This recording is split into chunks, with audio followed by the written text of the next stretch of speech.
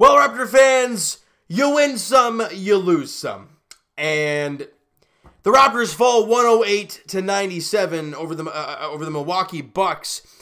And, it was a great first half, and then in the second half, we really just didn't see the same type of intensity on the offensive floor as you saw in that first half. And the one big question that I have, maybe you guys can answer this as well, but if you're asking the same question, then we're okay. Then I'm not crazy. But the energy that Chris Boucher brought to this game with the follow-up dunk, the one that he almost had, I think it was in the third quarter or early in the fourth, and the blocking of Giannis and the energy that he brought, bringing the crowd to their feet. And yet Serge Ibaka, I get it. Serge has been a great player for us all year long, and he's been incredible since Marc Gasol has been out. But Serge struggled mightily in this game. 5 points, 5 rebounds on 2 of 15 shooting. And he was 1 for 10 from 3. Milwaukee was going to give him that shot all day, and he missed them. He was 2 of 15. And when he was on the floor, minus 17. Why was Chris Boucher not out there for that fourth quarter? It's a question I have, because you have a guy like Ibaka. I get it. Ibaka's the guy. But tonight was not his night. Tonight just was not his night on both ends of the ball. How many fouls did he end up having? He only had the 3. But he was a liability offensively, really, in this one. How many times did the ball go off his tips of his fingers and out of bounds? And he wasn't very good defensively, I thought. He didn't bring that rim protection. Did he have a block in the game? No, he didn't. And then you look at a guy like Chris Boucher, who only played 19 minutes, but he had 10.7 boards, 4 of 8. He was 2 of 4 from 3. He had the 1 block against Giannis. He was a +4 while he was on the floor, and yet he's on the bench to end the game. And a guy like Terrence Davis, he only played the 17 minutes. Yeah, he shot 3 of 9. However, all 3 shots came late in this game where he brought the loads of energy. And you put in a guy like, OG Anunoby. He was 4 of 8. I give it to him. But everybody in the starting lineup really struggled. They really did. Pascal shot 6 of 14. OG was 4 of 8, which is nice. But like I said, Serge was 2 of 15. Freddie was 5 of 14. They really struggled. Now, am I worried? Am I sitting here worried as a Raptor? No, I'm not worried. I'm just not. People are going to come on here and say, I want to see this guy freak out and go crazy. And, what's the point? Why am I going to sit here and freak out, guys? The Raptors battled hard the entire game. And yeah, you had that stretch in that third quarter where you just weren't very good. You learned to like Golden State last year, guys. You give them that run, it is very difficult to come back from that run. Like Game 2 of the NBA Finals last year against Golden State. You had the lead at the half and we're thinking things are great. Then they had that insane run to come out of the gate in the third quarter. And yeah, it was still early on and you were down by, I don't know what it was, like 10 or something like that, maybe a little bit more. And yeah, you came back, but you're forcing yourself to come back against an incredibly good basketball team. And the Raptors put themselves in that hole, and there were quite a few times in that fourth quarter where they cut it down to 5 and 4 and 6 and stuff like that. But the Milwaukee Bucks just fended them off. And like I said, am I worried? I wouldn't say so. People can make it for what it is. Bucks fans can be happy because they think they got the revenge. But I think we can all agree they didn't. And if they win the championship this year, good on them because they deserve it. But I wouldn't say this game was a revenge game because, for one, we've already played them once this year, so I don't really know how it's all revenge now. But we don't have Marc Gasol. We don't have Norman Powell, guys. We continue to forget that. And we continue to forget what it's like to have those guys around. What Powell was, he's a guy that impacts this team on both ends of the ball. And can get hot like that. Marc Gasol, we all know what this guy does. He may not put up 20 points a night, but what the guy's going to do, he's going to play grade A defense against the big men. And he's going to move the ball extremely well, leading to wide open shots, which the Raptors didn't get a lot of in this game because the Bucks played incredibly good defense. So yes, am I upset the Raptors lost, and it would have been nice to make that statement game, but Am I mad? Am I going to dwell on this? What's the point? No.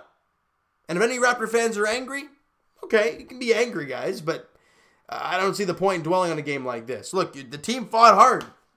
They fought hard. They fought to the very end. Fred VanVleet with that 4-point play, then gets the steal. And in my eyes, Freddie shouldn't have chucked up that shot. It was deep. But they fought hard, guys. They did not quit. Down 14 with like 3 to play. They found a way to cut it to like, what was it, 7? You know, they did not quit, and that is what this team is right now. They're a team that never quits on any game, no matter what the score. We saw that against Dallas back around Christmas time there. So, I'm not worried with this team, guys. Look, they shot only 35%, yes. They shot 38% from the field. You held Giannis Antetokounmpo. Yeah, you had 19, 19, and 8, which is great. He shot 5 of 14. You were able to hold him off. Yeah, Chris Middleton was great, 22, but he didn't really take over a game. It was more or less their defensive, activity that really hurt the Raptors in this game because they were all over the place a little bit offensively, and it would have been nice to have Serge knock down some shots. I mean, I think we can all agree that when it comes to, Brooklyn, when it comes to Milwaukee and Brook Lopez, I guess the Lopez brothers, they're not very good at contesting shots from beyond the arc. They're great inside, but from beyond the arc, they're not very good. And to have a guy like Marc Gasol, when he's healthy, and a guy like Serge Ibaka, usually, who can shoot the outside shot, that'll help you immensely. But it was just one of those nights where Serge Ibaka just didn't have it. And that's okay. It's going to happen once in a while. So I'm okay with it, guys. They shot 33% from 3. We shot 35% from 3. Neither team shot the ball extremely well. It was just a grinded out, scrappy game. The Raptors didn't shoot well from the free throw line. It really killed them. 15 for 21 from the free throw line, 71%. They were 83% from the line, 30 for 36. And anybody going to freak out saying the free throw attempts were so lopsided, the referees are all over this. Look, okay. Were the referees awful in not calling moving screens on the Lopez brothers? Oh, no doubt.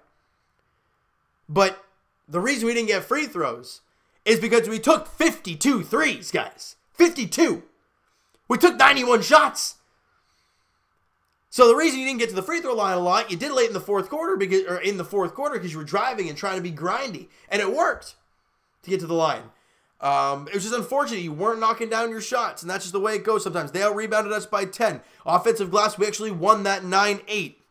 21 assists in the game for the Raptors. Again, the ball got stuck quite a few times. 10-4 in steals for them. 10-5 in blocks for them. And the Raptors turned the ball over, leading to way too many points. 16 turnovers to their 13. However, a lot of their turnovers were dead ball turnovers where you had to set up your defense.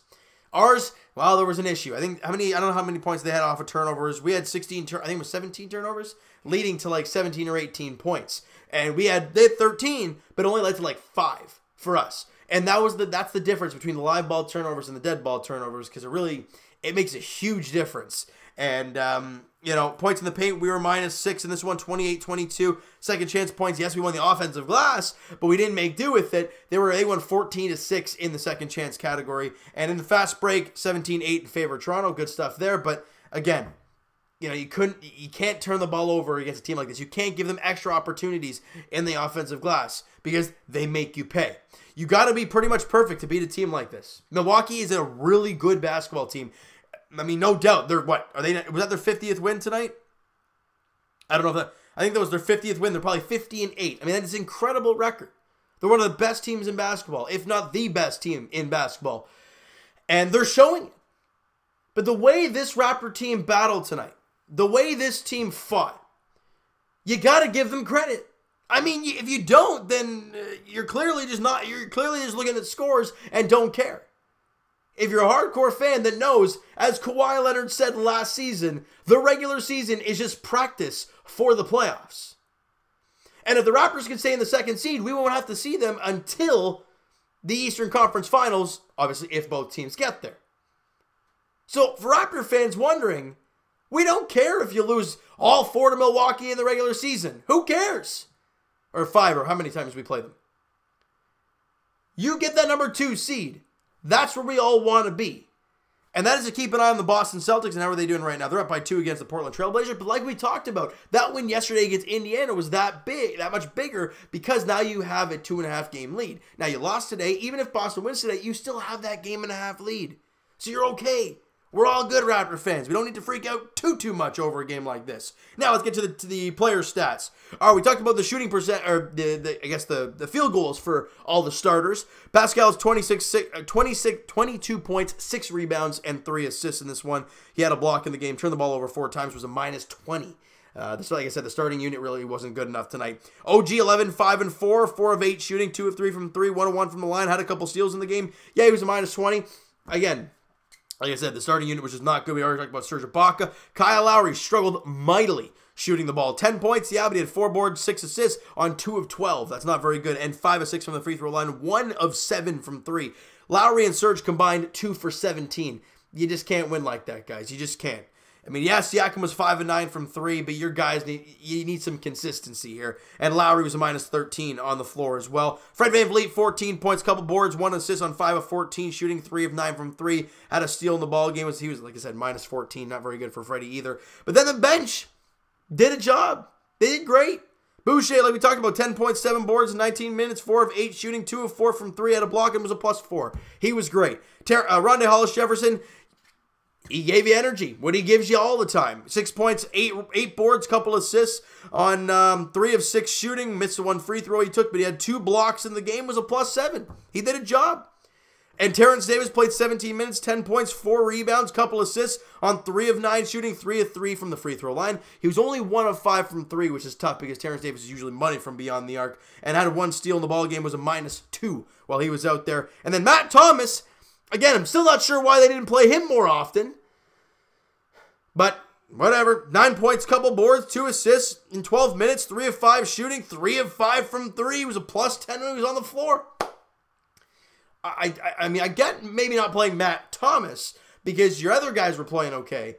But the fact that Serge Ibaka was having that bad of a night, Chris Boucher, in my eyes, should have been out there to close that game because the energy that unless they just built, and unless when he was out there, they were continuously building the lead up and up and up, then fine, take him out. But in my opinion, it was working, and he gave you the energy. I don't know. I want to hear your guys' take, though. All right, so you know what? You lost this game. Okay, you know what? Who cares? Move on to the next one, all right? Next man up mentality. That's what we talk about all the time. That's what the Raptors always talk about. They welcome in the Charlotte Hornets to Scotiabank Arena on Friday night, 7:30 tip-off there. And look, you lost today. You have a couple days off, and you go out there against Charlotte at home and take care of business. That's all you got to do. This team can do it. I mean, no doubt Charlotte is not a very good team. 19-38. They're probably losing tonight too, if they haven't already. So you just got to take this day by day, guys, and not dwell on the game like this too much. You just can't. You lost by 11 at home. I think you lost by, I could be wrong, you lost by 10 on the road in the first game you played against Milwaukee, something like that.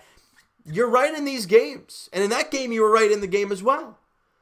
This team is right there.